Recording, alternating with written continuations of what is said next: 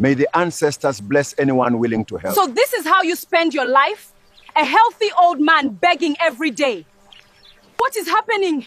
Why is everything dark, mother? I can't see. This was no ordinary blindness. There is only one person who may know the truth. The village exploded with shock. By midday, everyone in Umwagu had heard the news. Adaeze was blind. The same Adaeze whose beauty had made her proud. The same Adaeze who walked through the village as though she was greater than everyone else. Now, she sat inside her father's hut, crying, terrified, broken. Her mother held her tightly. Her father paced like a trapped animal. No healer could help. No herbalist understood what had happened. No prayer seemed to work. And outside, the whispers grew louder. Some remembered what happened in the market. Some remembered the old man's warning. Others refused to speak about it at all, because deep down, everyone feared the same thing. This was no ordinary blindness. That evening, the village elders gathered. The oldest among them finally spoke. There was only one person who may know the truth. Everyone already knew who he meant. The blind beggar. The next morning, Adase's parents led her through the village. For the first time in her life, she needed help to walk. For the first time in her life, people pitied her. And for the first time in her life, she understood how helplessness felt. When they reached the old Iroko tree, a gasp swept through the crowd. The beggar sat beneath the tree. But something had changed. He was no longer blind. His eyes were clear, bright, watching. Adase's father fell to his knees. "Please help my daughter." The old man remained silent. Adaeze trembled. The memory of her cruelty burned inside her heart. For the first time, shame overwhelmed her. Tears rolled down her cheeks. "I am sorry." The old man looked at her, but his expression did not change. Then he spoke. "Sorry because you hurt someone? Or sorry because suffering found you?" The words struck her harder than any slap. Adaeze opened her mouth, but no answer came, because she knew the truth. If she had not become blind, she would never have apologized. Silence filled the air.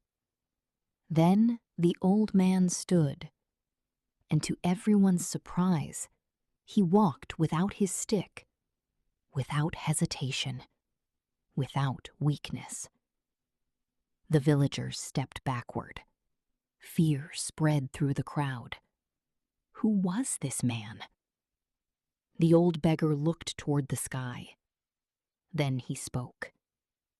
"My name is not Nuoke Oji." The crowd gasped. "I am Namdi." Several elders nearly collapsed.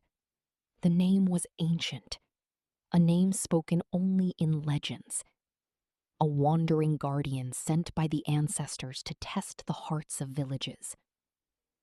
The old man continued. "For many years, I walked among people pretending to be weak." His voice echoed through the square. Some offered kindness. Some offered food. Some offered respect.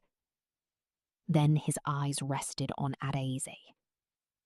And some offered cruelty. The crowd lowered their heads. The old man stretched out his hand. "Adaeze." The girl trembled. "Yes. Your blindness is not punishment." She frowned. "What?" "It is a lesson." The crowd murmured. The old man nodded slowly. "For years, you had eyes, but you never truly saw. The words pierced her soul.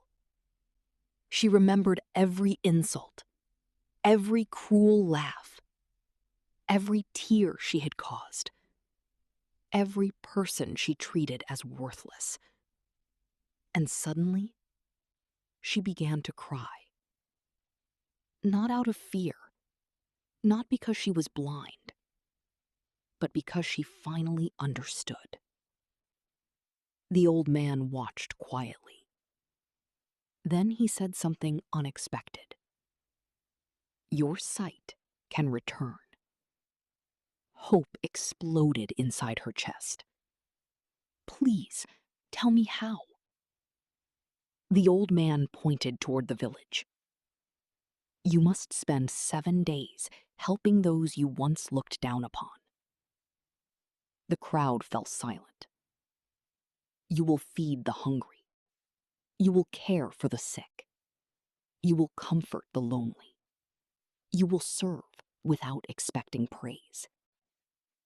Adaeze nodded immediately. I will. The old man shook his head.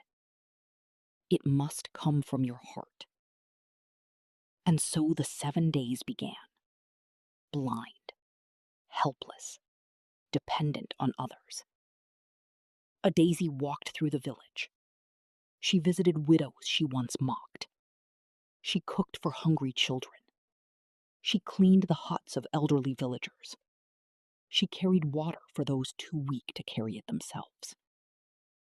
And slowly, something changed. Not her eyes, her heart. For the first time, she listened to people's pain. For the first time, she understood their struggles. For the first time, she saw beauty that had nothing to do with appearance.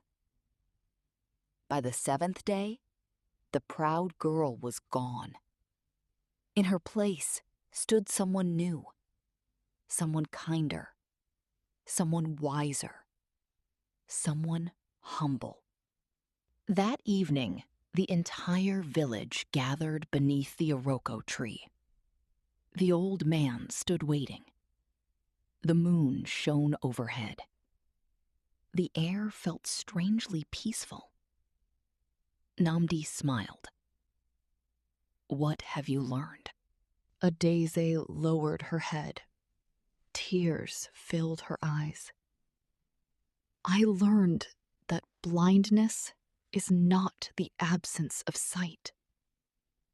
The old man nodded. She continued. True blindness is seeing only yourself. A smile appeared on the old man's face for the first time. Then he raised his hand. A gentle wind swept through the square. The leaves rustled. The moonlight brightened. And suddenly, light returned.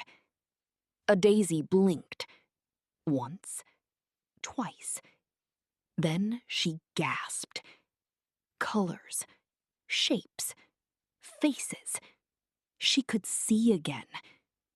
The crowd erupted with joy. Her mother cried. Her father laughed. Children danced around her. Adaeze fell to her knees. Thank you.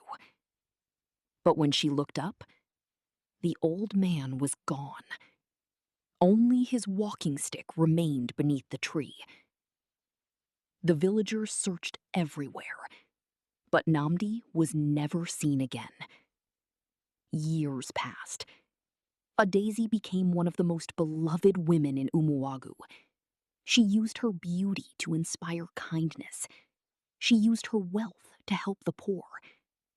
And whenever someone mocked a beggar, a widow, or a struggling person, she would tell them the story of the day she lost her sight.